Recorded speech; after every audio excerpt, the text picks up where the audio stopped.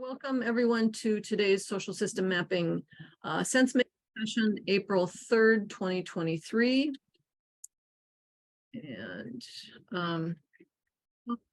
your hosts today, don't have a slide in there for that, but your hosts today are me, Christine Kaproff, co-founder of Greater Than the Sum and sort of founder of the social system mapping methodology, and Kara Martner, a partner in lots of work that we do, and our tech support producer today. So welcome. And for those of you who are new to this group, just give you a little background on what this is about. This is really about a vision, about a possibility. The possibility being that this thing that we're working with called social system mapping can help social change and movements and transformation networks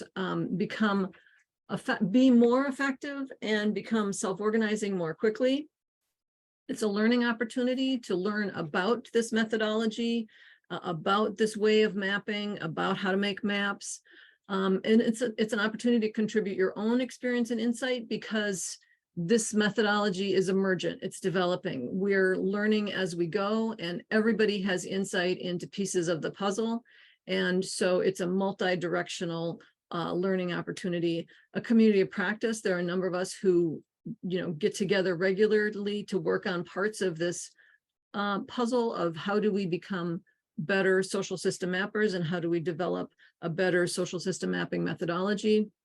And it's also a relationship with our community of practice map, because as a community of practice, it's important that we practice what we preach, and that we and that we know intimately the challenges that go along with social system mapping, and are working on them ourselves. So that's what this is. This is a piece of that puzzle.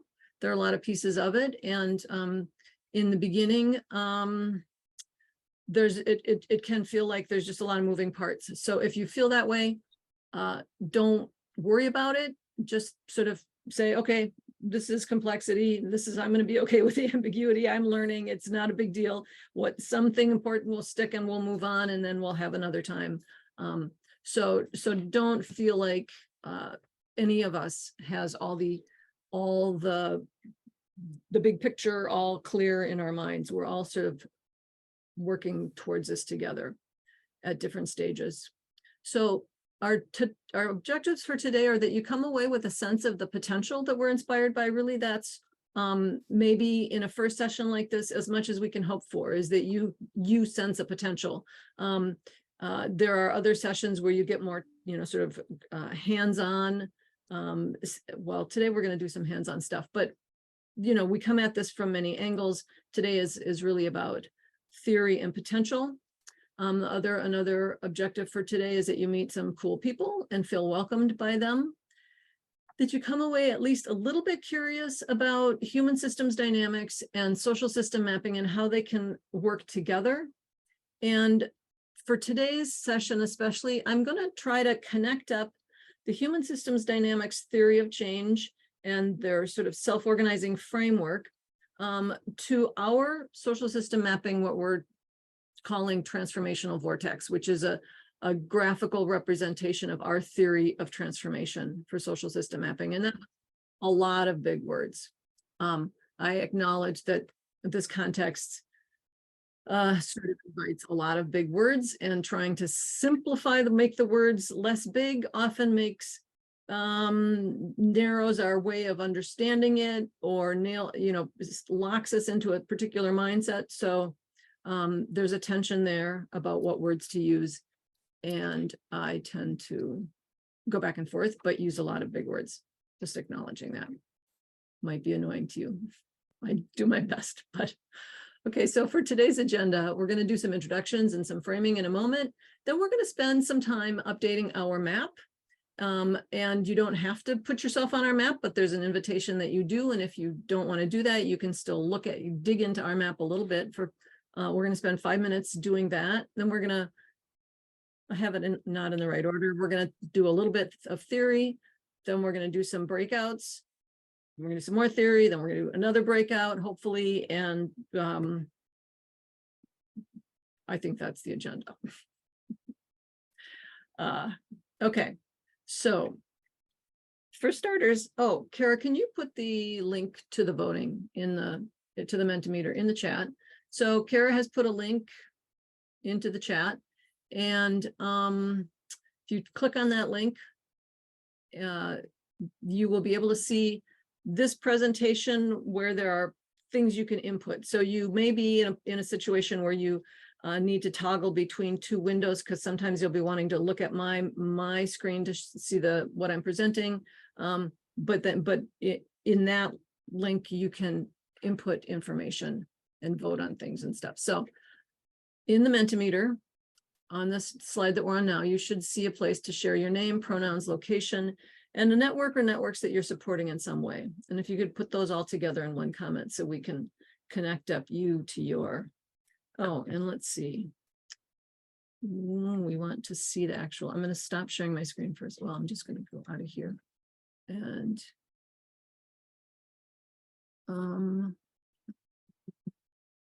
show results. Oh, okay. I see they're coming in. Okay. Why is that not happening? At the bottom, I think it shows press enter to show answers. So maybe you just need to hit Thank you. No worries. It always takes more perspectives than one. Okay, so we have Evan and Brian and Rebecca. And Amy and Mary and Jim in substance abuse prevention and church and neighborhood networks, transportation justice, local government, transformative city networks.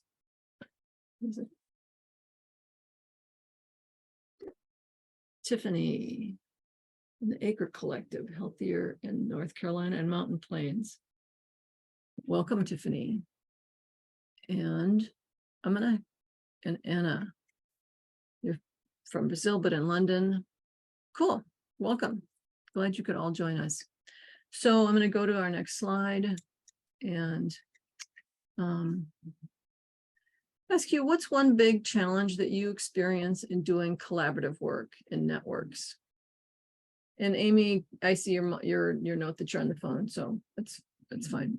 And just anything that I suggest here or invite you to do, it's an invitation. Feel free to do what you need to do to take care of yourself. If you don't want to be in a breakout, or if you don't want to share some information, or if you don't want your video on, that's okay. Okay, let's go to pressing enter. Okay, but for those of you who have challenges changing how we think, yeah, that's the one we're going to talk about today, I think. That's my goal. Fostering use of social network data. Moving people to see the value of themselves in relationship. It's an interesting one.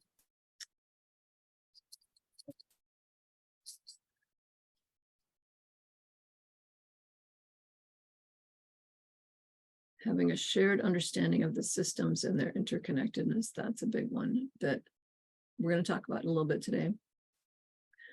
Finding a small step, yes. Combining extended relational networks with systemic. Yeah. All of these are challenges that, well, they might be coming from people who are part of this network, very active in this network. So, but those are the questions that we're often grappling with. Building infrastructure that works for different types of organizations. And yeah, the different perspectives and different needs and how to support them in a coordinated way. Big challenge.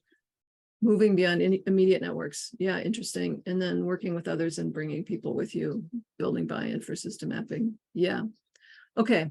I think that we're going to touch on a number of these things in a way that hopefully will be helpful. So let's just do a quick poll. How familiar are you with social system mapping?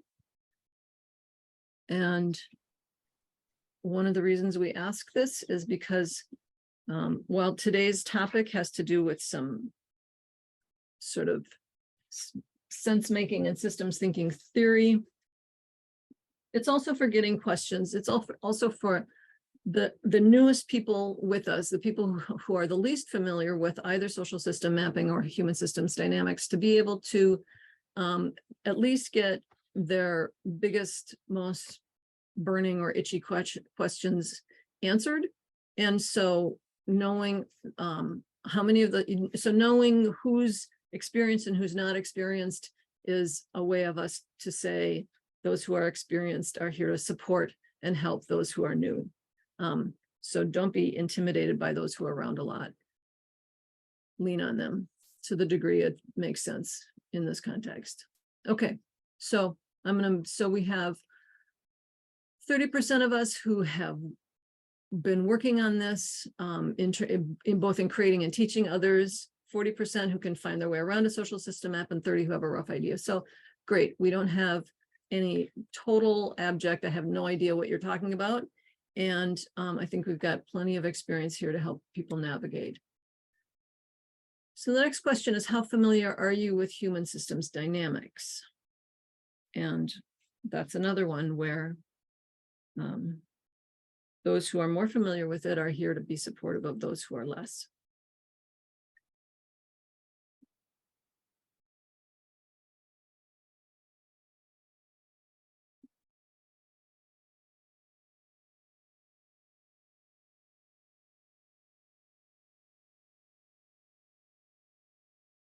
And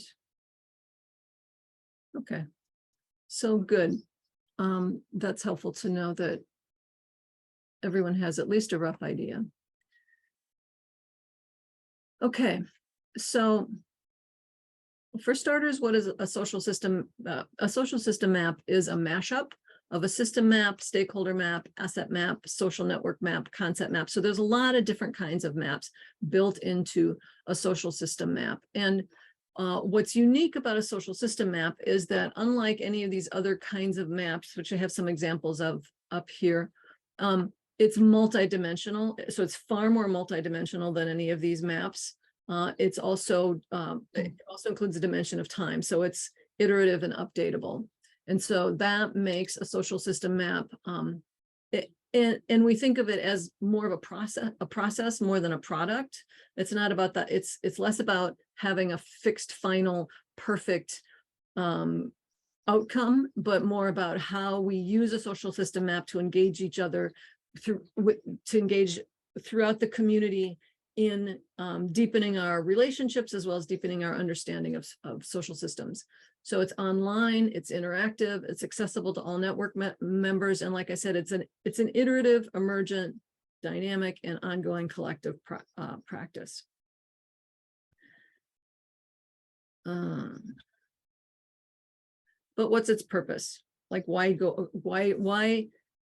have a thing you'll notice in a moment is that a social system map is a lot of, like I said, it's multidimensional and it's a lot of information, and it can be overwhelming. It can be just a lot. It's a lot.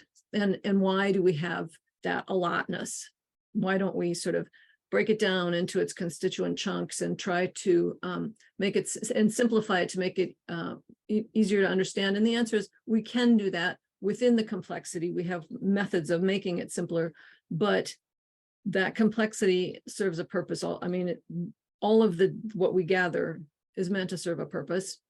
And the overall purpose of social system mapping, regardless of the context, is about systemic transformation. So the whole point from the beginning has been to support a global movement that's working to shift from systems of dominance, exploitation, and extraction to systems of connection, reverence, and regeneration.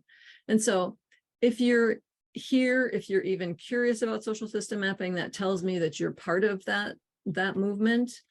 And social system mapping is meant to help with whatever the work is that you're doing or your network is doing. It's meant to support that. And what we all know is that what we've learned generally is that systemic transformation requires strong networks. It's not about projects. It's not about organizations. It's about something bigger. It's more multidimensional. So systemic transformation requires strong networks of wise change agents. And so this shift that we're talking about from dominance, exploitation, and extraction to connection, reverence, and regeneration, I like to talk about it in terms of there being sort of two parallel or braided shifts that are going on. One is what I call a relational shift, about how we are in relation from a separate self to a more interbeing self, how we are in relation to our own self, our own bodies, to one another, to the planet, to all the other beings on the planet. It's about reconnecting what's been broken in our relationships. But there's also a cognitive shift from a mechanistic worldview to a complex adaptive systems worldview. This, in other words, from treating everything like it's all we're all cogs in a big machine, and you can just push the on button and your plan will just work. And understanding that all complex adaptive systems are living and are changing and are far too dimensional for us to really understand cause and effect. And so we have to deal with them differently. And the truth is, it's the same thing. These two shifts are not different. They're just different angles. They're just different ways of looking at the same thing. So I talk about them as if they're different because I feel like we often get stuck in one angle or the other. We're either all about building trust and belonging, which is absolutely important, or we're all about understanding feedback loops and containers and flows. And we actually, and so I'm sure you've seen this, you've probably seen this picture before, but depending on the angle that we're looking at this three-dimensional thing, we'll think it's either a square or a circle, well, kind of a diamond. So we'll have a different perspective of it. And I am always trying to push us to sort of flip back and forth, to go to look at it this way, then look at it this way. And actually this itself is multidimensional. There's probably 100 different angles with 100 different shapes that get projected on the wall. So, but it gets hard to discuss if you aren't all understanding which angle we're talking from. Like if we don't say, okay, we're going to go cognitive for a moment. It's not negating the relational, or we're going to go relational for a moment. It's not negating the cognitive. They're all the same thing. I'm just pointing out a shift of perspective for us to do when that's important. So we believe that a social system map helps us to work on both of those levels, or both the relational shift and the cognitive shift at the same time. Because as a social system, we are all of those things. We have the complexity, cognitive shifts that we need to make right along with the relational shifts. And as I said, they are the same thing or braided together, but we sometimes need to think about them from different angles. So I'm going to pause here, and we're going to take 5 minutes to update our social system map. So Kara has put, Kara, can you re-put in the okay, can you put in the update my link, or send me my link. So for those of you who are already on the map, so existing map members use that link to get your link. And if you aren't on the map, use the lower link, the one that says join the community of practice map. You don't have to do this. So if you don't want to be on our map, just don't put yourself there. That's fine. But if you are willing to be on the map, go ahead and add yourself. You're not going to have time to do everything. So just get signed into it at a minimum if you can. And but if you are on the map, we recently added a field for country so that the geographical map works better. And I know, because I've looked recently, every one of us has connections that we could update, that we could make more current. And so if you go ahead and do that, I'm going to pause. And when you're done, if you could raise the hand icon in Mentimeter, and I'm going to give us 5 minutes.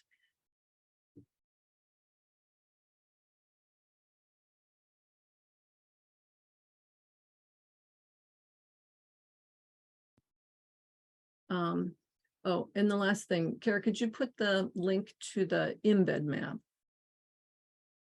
So if you don't want to be on our map, there's a link that Kara will put in the chat that will enable you to see our map and play and poke around in our map, even if you don't want to be on it.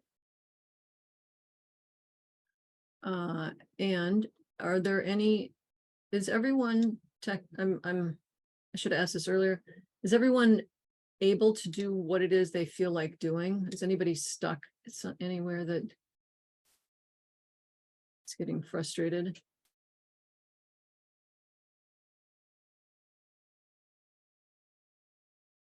Okay. I'm assuming that means we're okay, and I think we're at 5 minutes. So I'm going to go back to sharing my screen and move us on, but feel free, if you're capable of multitasking and want to do that, you can continue to update whatever you haven't gotten to right now, if you would like to. So that's basically, if you just did this for the first time, that's basically the members' experience of putting themselves into a social system map. There's a survey, you can upload your picture, and then you go in and add information about the connections you have. And all of that shows up on the map tab. So, and if you get to the map tab and you see you're not there or your changes aren't there, refresh your browser, and you might have to give it a couple minutes to get all updated. We're going to come back to those maps in our breakouts. So please keep them open, those links open, so that you can go back to them. So as you can see now already, I'm just getting started, and the social system mapping has a lot of moving parts. And, you know, the truth is, not everyone in a network has to understand the theory behind what we're doing to do the work. They don't need to understand all this theory to do the work of social system mapping, and you could argue that they don't need to understand the theory to do the work of the network in question. But as mappers, we often have to explain or justify the use of our maps or the building of our maps. And as mappers, we're generally the ones who are going to be responsible for helping a network get the most value out of the map that they possibly can. So building a map in the first place is a first step in a process, but learning how to use it to its maximum is an ongoing process. And that generally the responsibility for keeping that going or helping other people figure out how to keep that going falls on us mappers. So it's good for us to have theoretical background about what we're doing and why we're doing it and why it's important. So one of the tools that we use for doing this work is human systems dynamics. There are lots and lots of schools of, and as I said, for today, we're focusing at the cognitive level. We're not neglecting the relational level, but the cognitive level is where we're thinking, what we're using today, or that cognitive perspective. And so that means we're thinking about complexity, complex adaptive systems thinking. And so there are a whole lot of ways, or schools of looking at complexity or looking at systems. So there's Theory U, there's human systems dynamics, there's Dave Snowden's work, there's Nora Bateson's work, there's, I'm sure, a lot more that is Fritjof Capra's work, a lot of ways into it. I find human systems dynamics to be the one that is both been established for a very long time, so they've really honed their thinking, but it's the most accessible to people who aren't eggheady systems thinkers. It's designed to be applicable, and so it's Glenda Ouyang is the founder of it, and there are 4 sisters in this family, and they're all teachers, and their parents were teachers. So teaching is a very big piece of human systems dynamics, making it useful to people. And so human systems dynamics is one of the schools of thought, the main one that we focus on in these kinds of sessions, to help us think about what we're doing when we're using the system lens. And so given that, this is Glenda, and I'm going to let her tell us about how complex adaptive systems work. And let's see if I can get to that video. Okay. This is just a quick 3-minute. You had also mentioned complex adaptive system. Can everybody hear that? Did I share the video proper? Okay, thank you. Thank you. Starting over. You had also mentioned complex adaptive systems a little earlier. Can you explain the concept of that and how that again fits into adaptive action? Yes. So one of the threads that feeds into human systems dynamics is a history of systems sciences and systems thinking. So in the US, people tend to think about one particular kind of systems language, systems dynamics modeling. But around the world, other people use many other ways to think and talk about systems. The one that we find to be most useful with human systems is called complex interact with each other. And as they interact, a pattern shows up. And once the pattern is there, it influences how the agents behave in the future. But let me give you an example. If you think about culture in this way, you can see that culture, individuals and procedures and policies and histories and traditions and identities and customers, all of them interacting. And over time, a pattern shows up that we would recognize as culture. And once that institutional culture begins to form, it constrains how people are going to behave in the future. So when some new employee comes in, it doesn't take them long to fall into the patterns that are culture in a place, and then they reinforce that. If an employee comes who doesn't fit the culture, it's very hard for them to feel comfortable in the cycle of this complex adaptive process. So complex adaptive system is a collection of agents that interact in unpredictable ways, create patterns that influence how the system acts in the future. One of the most important things about complex adaptive systems in human systems is that they work at all the different levels where people interact. So I can think about the complex adaptive systems inside myself.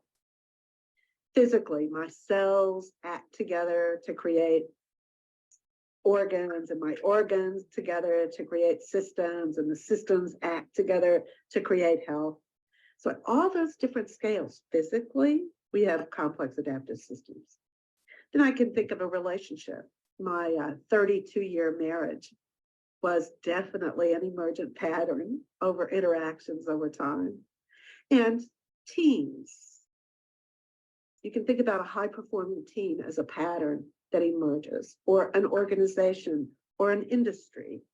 We do lots of work with national patterns of conflict, or oppression, or the kinds of relationships that political structures take as emergent patterns from interactions of agents. So you can find one way to think about things that works across many different contexts and levels. So that's a complex adaptive system. So one of the things that Glenda talked about is the agents. And I'm just going to quickly give you an overview of the CDE model, because the CDE model is something that we can apply to our maps relatively easily. It's a easy to understand thing, and it's a great starting point for sense making with maps. So the CDE model is in complex adaptive systems. There are 3 conditions that define the direction and the path and the speed of self-organizing.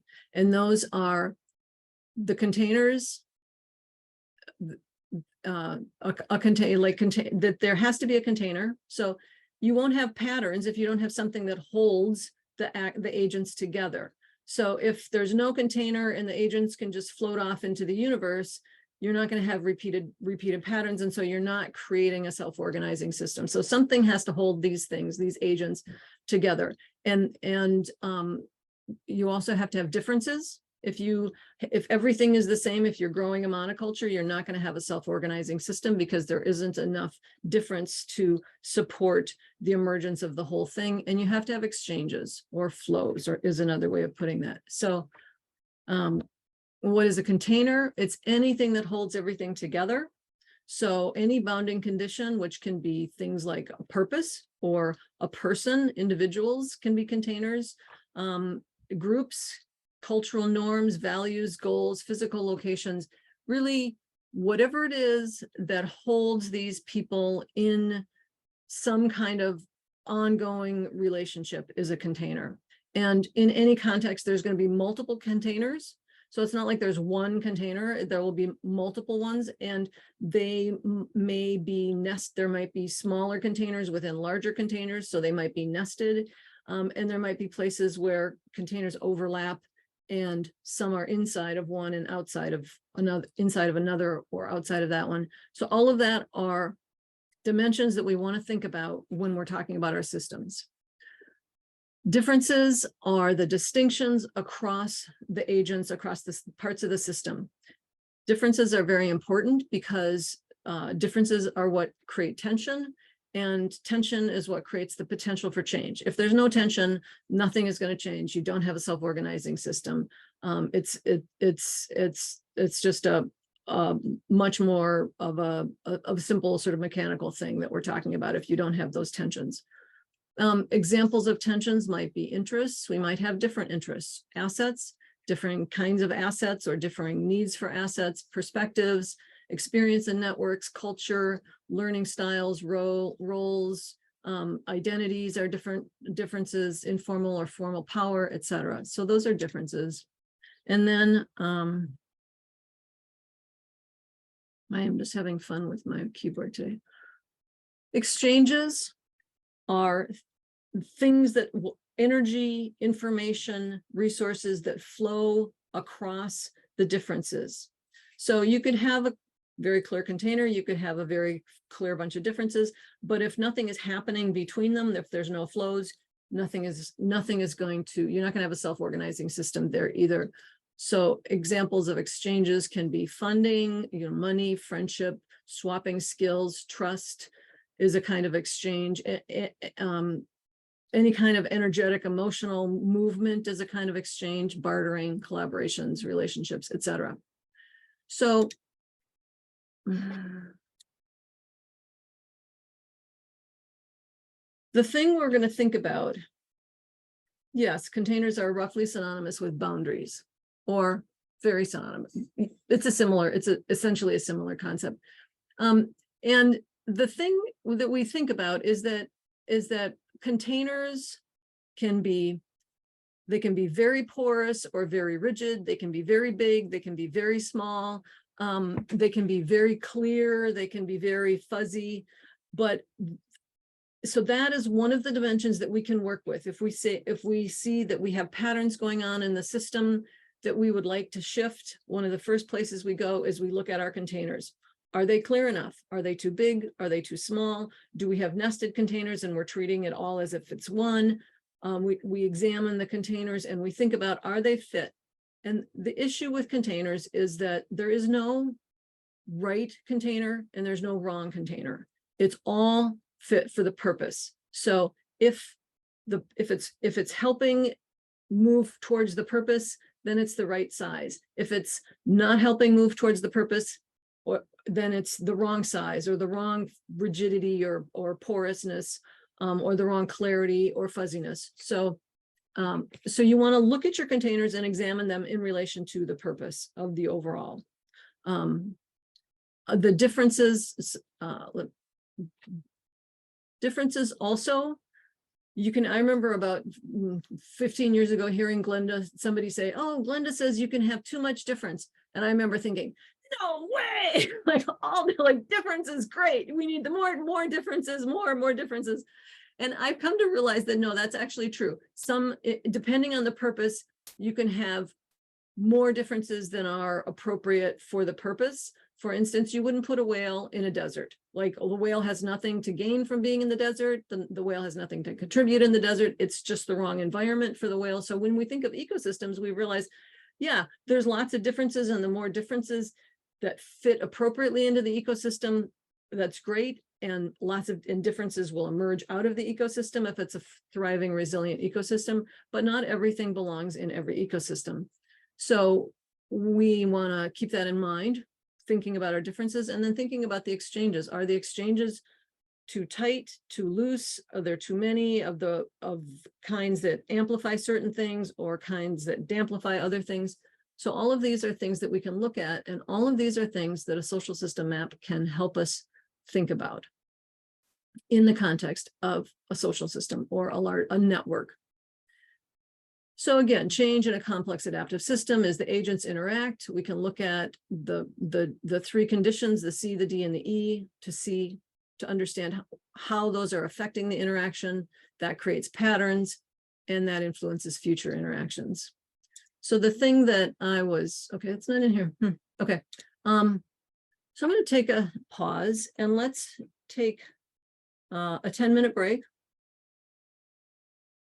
Jim is asking, is adaptability of the agents an important factor in Glenda's model? Well, the agents, I would say that Glenda's model, in Glenda's model, the agents aren't necessarily humans. They could be organizations, they could be ideas, they could be theories, they could be cows or animals. And I think that the general, my takeaway with that is that whether we're adaptable or not, the environment forces us to change. So if the environment changes and we can no longer drink at the water hole that we used to drink at, we're going to adapt. We're going to either move to another water hole or die. So still, all of those, right? They all can adapt. And so I guess what I'm saying is when we're in a complex adaptive system, whether we're adaptable as individual agents or not, the system can force us to be, and probably will force us to be. And so part of what we're trying to understand in our social systems is how to leverage that adaptability and use it to serve our purposes. And I guess what I was still hearing, or what I was hearing at first was, is it up to the individuals to be adaptable? Do they have to be adaptable, or it will be stuck? And what I was trying to get at is the complex adaptive system will force them to change, whether they're changeable types or not. Okay, so Kara, I'm going to stop sharing. I think Kara has made some breakout groups, and I'm going to assume that you all have access to our social system map and can search for each other and find things to talk about, or, whether it's your skills at social system mapping or your background or whatever that's in the map. I'm going to have you, let's do it. We're running. Yeah, let's give them 10 minutes. So let's go into breakouts. Does anybody have any questions before we jump into breakouts? Okay. Thanks. Well, at least. Welcome back, everyone. I realized that I didn't give you your conversation prompts, but I trust that you all found useful things to talk about and you found your way. Good. So I'm going to go back to sharing. Once again, agents interact, they create patterns that influence future reactions. Now, this is where I was going to talk about feedback loops. And I'm going to just, one of the things that's implied in all of this, but isn't spelled out. And I think that I get the impression that sometimes we're not thinking of this as a whole bunch of different kinds of multi-scale feedback loops, but that's what it is. And I just want to call that out explicitly because I think it will help us to think about what comes next. I think we need to be just cognizant of feedback loops as a thing. So I'm not going into this deeply. But a very simple, just I'm guessing that you all know this, but in case you don't, or need a repeat, a feedback loop is a very simple thing. I mentioned it to somebody recently and they thought I was talking about like a 360-degree employee feedback. And I was like, okay, I see. Feedback is, it's not just I ask you for information and you give me information and then I either do something or ignore it. A feedback loop is something happens and it creates something else, causes something else to happen, which causes more of the something in the first place. So a very simple one is cows running. You know, if one cow is running, big deal. But if 3 cows start to run, then the cows nearby start to think something bad is happening. And so they might start to panic, and a couple more cows might start to run. And then the more cows start running, the bigger the overall panic, until you eventually can have a stampede. So that's a feedback loop. Feedback loops can make more of the same thing happen, or they can make less of the same thing happen. We're not going into that, but this idea of the feedback loop of an action or any kind of agentic thing, a cause effect, not even agentic, any kind of energy causing another kind of energy can then turn into a feedback loop that creates more than was anticipated. For those of you who work with economic systems, obviously, interest is one of those things. So I just wanted to put that in our heads as we go forward. How does all that relate to a social system map? So now I'm going to go into our explainer graphic and think about this business of feedback loops and containers, differences, and exchanges, and the patterns, the shift in pattern that comes with looping and with being able to see what it is that's going on and understand the dynamics and start to intervene with the dynamics and begin to shift them. I want us to hold those things that I've led us up to this point with in our minds as we're looking at this, our theory of change. So we start with a group of people. They may know each other, they might not know each other, they may be coordinating with each other, they may not be coordinating with each other, but for some reason, but there is some kind of common purpose or common perspective or common desire or intention amongst these people. So there is an inherent but perhaps unseen container or strange attractor trying to pull them that could hold them together. And so it might be that this is already an existing network, or it might be it's cohorts in some kind of training program. It might just be that it's people on the ground who have a similarity and a similar purpose. At some point, somebody amongst these people, or the whole, all of these people, start to feel like their goals or their purpose or their intention, they would like that to start to ripple out. They don't want to just, I'm being a good person and I'm recycling. I want the whole world to start recycling. So they start to want to actually change the broader system, some kind of broader system, in addition to whatever they're doing themselves. They don't want to just have an individual impact. They want to have a larger impact, and they realize that in order to have that larger impact, they need to connect up with other people who are doing the same, trying to have the same kind of impact. Out of that group, there will become a subgroup. This doesn't always happen, but this is what happens when we create a social system map. This is sort of the emergence of a social system map. There will be some kind of subgroup that wants to actually support this rippling out business, that wants to help the purpose of these people on the ground come into reality. And so this little purple bit is, they come together, they convene, they have a meeting, they have a discussion. This might be staff in an organization or in a training program. It might be a group of people who who are project managers from a funder. It might be that the funder wants to help this group, thinks there's some potential with this group and wants that to come into reality. It might be just the people on the ground, a few committed people who say, yeah, I care about this so much that I'm going to do it myself. I'm going to start helping to create this kind of a awareness of the others, so that people who are all working on the same thing can support each other. So there'll be a small handful at first of people that we'll just call these the network guardians, to use June Hawley's language. And So first they come together themselves, they figure out what they want to do, where they want to get started, and then they start to do some kind of convening with the other people on the ground. So they might have open space technology sessions, or they might do art of hosting, they might do any number of things. They might already be doing something. When we get to the map point, the point is there's some kind of intentional effort going on to pull together, to create a more clear container for these people, and to start to foster exchanges throughout the different actors, and hopefully have enough differences that there's something generative that can come about from this. So this sort of interaction between the guardians and the rest of the network begins.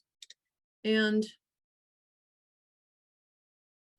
this slide being right here, I want to just, so we can do this sort of thing for a very long time. And I have seen this happen many times. I've been doing this kind of work for 20 years and have been exposed to lots of contexts of doing this kind of work. And I have seen many times that we can do this sort of forever and never really get to a self-organizing system. The staff can always be supporting the whole. The funders, eventually might say this is not producing the results we want, and they take the money away, et cetera. And so this is often, in my experience, as far as the clarity around intention can go with networks, is we're going to put some people together, we're going to start convening them, and assuming that out of that magic is going to happen, and a network is going to form, a container is going to pull together, and system shifting is going to happen.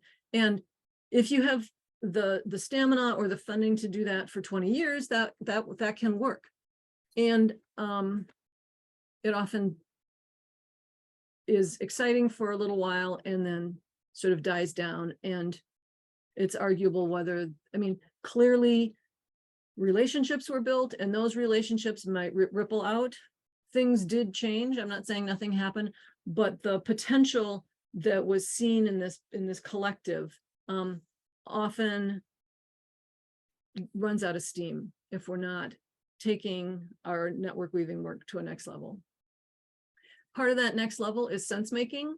So if we're just showing up and we're getting together and we're talking about what we want to do, or we're doing stuff on the ground, but we're not actually working together on developing a shared cognitive shift, we're leaving a lot on the table. We're leaving a lot of potential that we're not taking advantage of. So sense making, working on the cognitive level, I'm defining that as a collaborative process. So something we do with each other, of creating a shared awareness and understanding out of different individual perspectives and varied interests. So it's like that circle square thing. We do that together. We look from this angle, and then we look from that angle, and then we say, what do we see? What do we think about that? We might look at it from above and below, etc. And having looked at it from all these different angles, we understand it better, and we have more shared understanding about what we might want to change. And so that's one way of looking at it. It's also a response to novel or expected stimuli, as it integrates new information into an ever-updating model of the world. And it helps us discover the places where our biases and our assumptions don't align with reality. And so in a network, these kinds of things can be very hard, because we have our own personal experience. We show up, we get to know some people, other people rubbed us the wrong way once and we never go back to them, or we gravitate towards certain people.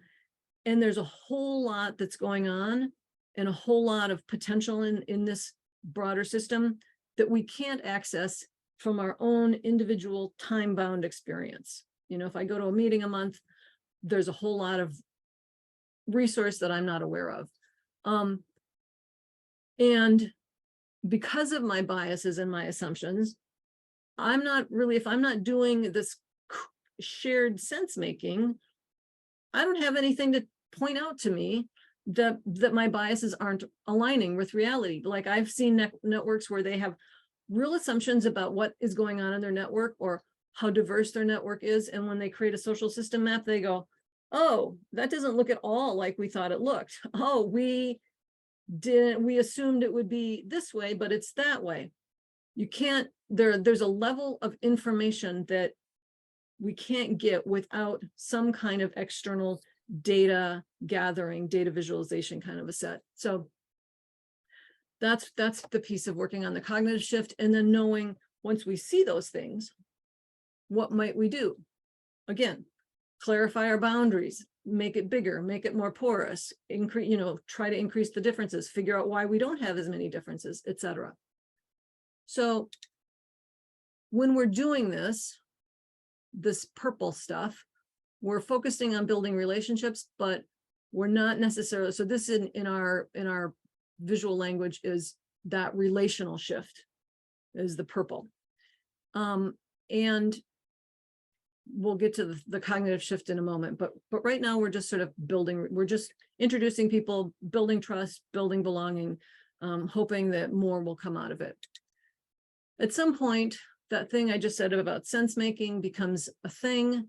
People start to realize that they either aren't generating what they were hoping to generate, or they don't have the information they need to be able to really understand the containers. In an organization, the containers are pretty clear. There's departments, there's the overall goals of the organization, there's the leaders, there's all these very clear containers. In a network, containers are very fuzzy, everybody looks at them a little differently, often. So containers are really kind of hard to understand and get your mind around, especially from different perspectives in a large network, as are differences, as are the tensions that the differences are creating, as are the exchanges. And so at some point, people who are in this group start to feel like, oh, we need something like a system map or a social network analysis. We need a better directory. We need more information about this group of people and the goals that they have and what's flowing, what's not flowing, et cetera. So they start to imagine something that they might not have it in their mind, calling it a social system map, but they have something like a social system map in their mind. They say, we want a bunch of information. So they imagine they want that. They do some research, they find, oh, there's this thing called social system mapping. In this process, a few more people might be getting involved in trying to help generate the system. And so I did this wrong. They think up a social system map, and then they invite people to help them define the social system map. And so they they create a survey. They do what you guys all just did. They go into the survey, they answer the questions. The questions are usually defined by some small group at the beginning. Data goes from the people on the ground into the map, and then everyone in the map has access to the data. And often, in my experience, that's as far as a project will go. People will go, yay, we have a map, everybody's going to use it. But in fact, most people don't really know what to do with it. They feel a little intimidated by it, and they don't get the most out of it. So at first, the core group, the stewards, the guardians start to work with the map to find, differences, find triangles they could close to use it for their own defining convenings, etc. But eventually, what needs to start to happen is this core group needs to start using the map to work on the cognitive shift, to start to think about the containers and the differences in the exchanges, or the feedback loops, or however you want to frame it, that the map can tell us about what's on the ground. This means that, and start to share that with the people on the ground, so that the people on the ground start to understand how to get their own needs met, that a map can help. I mean, obviously it can't meet all the needs, but the needs that a map can help with, for people on the ground to start use it that way, and also start to have start to learn about complexity and working in complexity, as well as building relationships. So they start to have so being able to see the patterns in the network, be able to understand the patterns in the network. Understanding helps them have more agency and more ability, so that they can influence the patterns in the network and in the broader systems that they're overlapping with. as they do that, they'll start to see that, oh, we should have asked this question. There's a, we don't know about this difference, or we don't know about that container. We should have asked this question differently. So as the map is getting more socialized and people are doing more sense making with it, they will start to alter the content of the map, which is what we have designed it to be able to do. So the content of the map, the data going into the map and coming out of the map will get closer to the core of the purpose of the network. As we do, that will help us see more of the patterns, to see them more clearly, then so that enables us to have more different kinds of interactions that we're developing, and to start to tweak all of those conditions. Might change the data again. The data is getting closer to the purpose of the network, and closer still over time. More people are becoming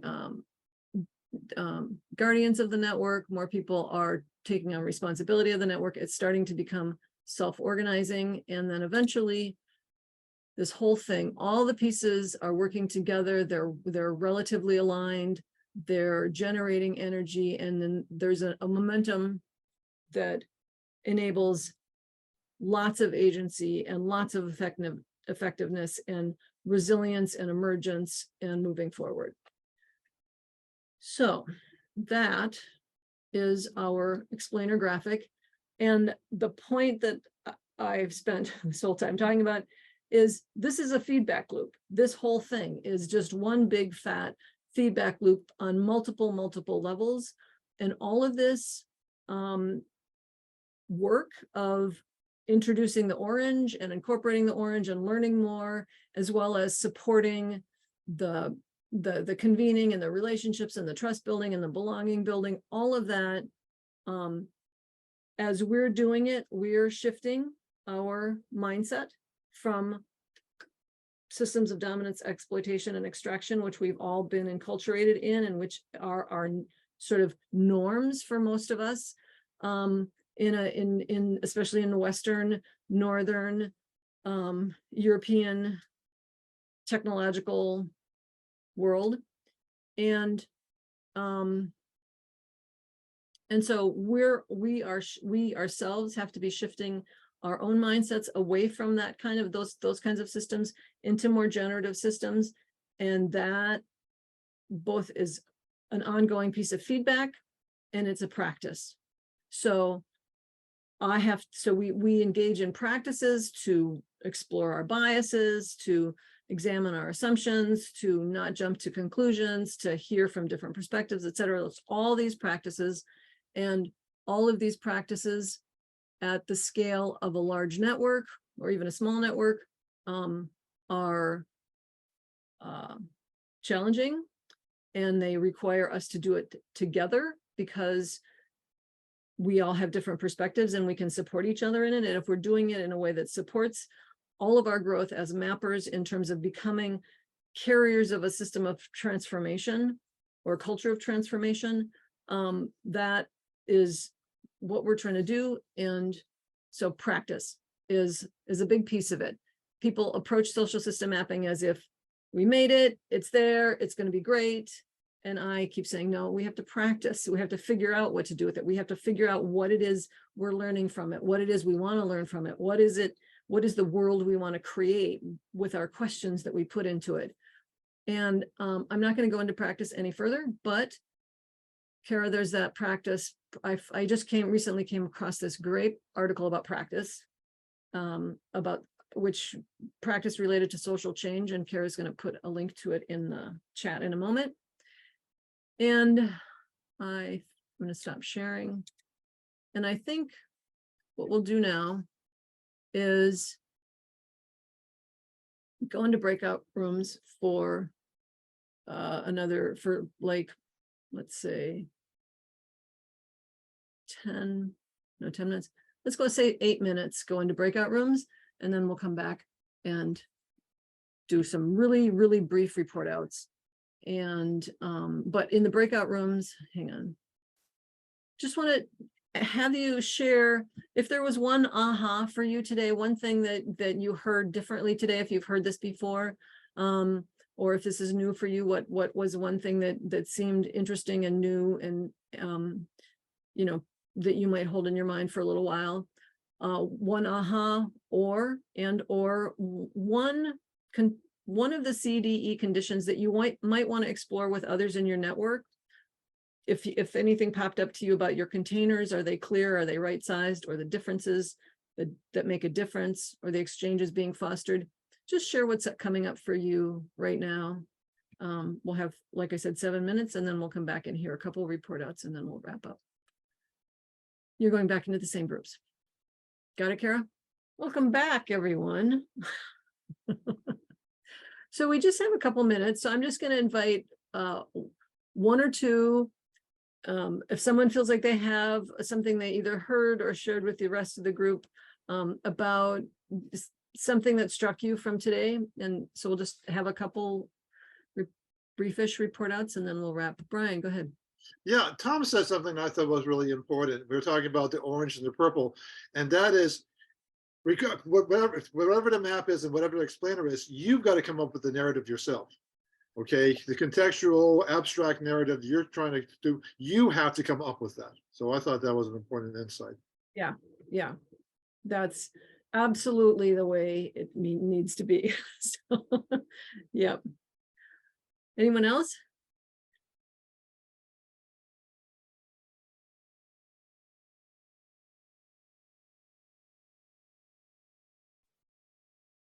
I could do a little report out. We were talking about, well, something big that came up for me, and I think Jim and Ben a little bit as well. Christine was like, your initial framing around like holding both of the perspectives around like the relational shift that needs to happen and the cognitive shift, and that those things had been like walking alongside each other in my mind for a long time, but I hadn't seen them like brought together in that way before. And that was a really big aha moment for me. Cool. That's wonderful. That's wonderful. A great note to end on. So we'll end on, they're the same thing. So for those of you who are new, we have a little goodbye ritual, which is for just to help us feel fully closed. I'm going to count down in just a moment. I'll count down 3, 2, 1. I invite you all to unmute yourselves. And when I get to 1, we will just all give each other our blessings and our good wishes and our hopes for each other for the rest of however long your day is. So, in our appreciation of one another. So, if you all, everyone who wants to do this, go ahead and unmute yourself. I'm going to start the countdown. 3, 2, 1. Thank you all. Thank you. Have a great day. Bye. Happy to see you Thank face you. to face. Nice to meet y'all. Have a great day.